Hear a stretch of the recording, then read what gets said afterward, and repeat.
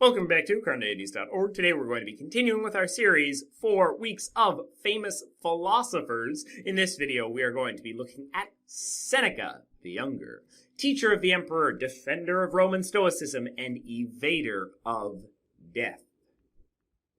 Now, Lucius Annaeus Seneca the Younger was a Roman politician and philosopher. He was born around 4 BCE. He was sickly much of his life, and on 3 occasions did emperors or the Senate try to have him killed.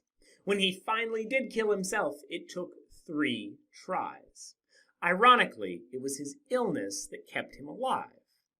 During his life, Seneca was a champion of the school of philosophy known as Stoicism, at least in his writings.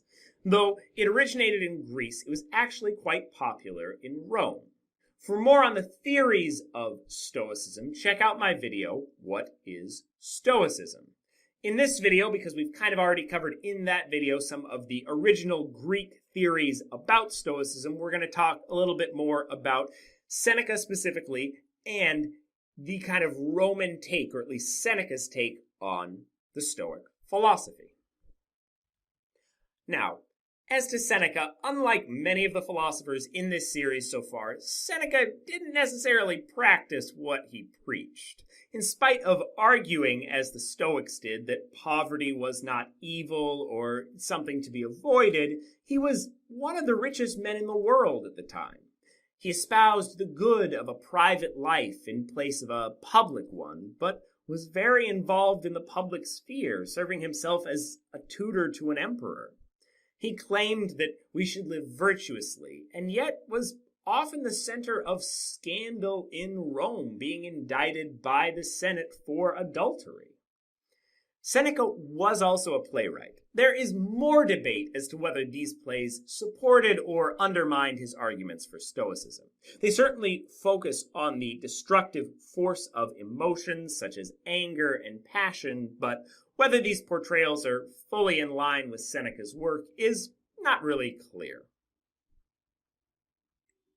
That said, Seneca did offer persuasive arguments in favor of Stoicism. And while the original Stoics were also concerned with logic, metaphysics, and epistemology to support their full philosophical framework, Seneca's work focused primarily on their ethics and their arguments against the emotions. His arguments read more as advice for life than claims about the nature of reality. He argued passionately against the dangers of anger and other emotions, while claiming that virtue and simplicity were the way to a good life. Even if his arguments were not always valid, his persuasive style was convincing and powerful. It was said that Caligula would have had Seneca killed when he was young, but was told that Seneca would not live long, so didn't bother. Later, the Senate sentenced him to death for adultery, but Claudius instead exiled him. It was not until the Emperor Nero, who Seneca had tutored as a boy, told him to kill himself that Seneca finally died. He slit his wrists and legs, but could not bleed out, due to his sickly state. He even took hemlock, and still lived.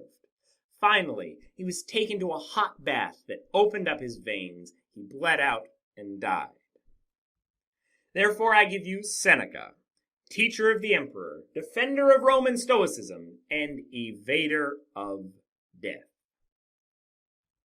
Next up, we will look at one last school of ancient Greek philosophy and one of the Roman supporters of that school. Of course, we can't leave the ancients without talking about the skeptics. We will be looking at Sextus Empiricus.